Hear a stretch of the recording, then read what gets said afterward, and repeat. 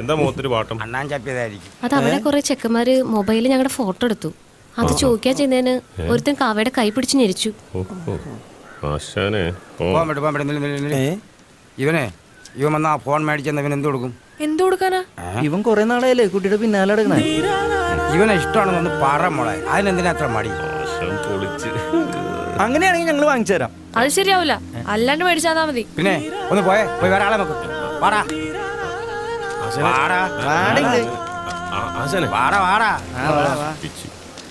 വല്ല കാര്യമുണ്ടോ? ഏയ് എന്താ ഇവള് പറയൂ. അത് താൻ പറഞ്ഞ പോരാ, ഈ കുട്ടി പറയട്ടെ. ശരി, ആ ഫോൺ എനിക്ക് വാങ്ങിച്ചെന്ന് ഞാൻ പറയും. എനിക്ക് ഇയാളെ ഇഷ്ടമാണെന്ന്.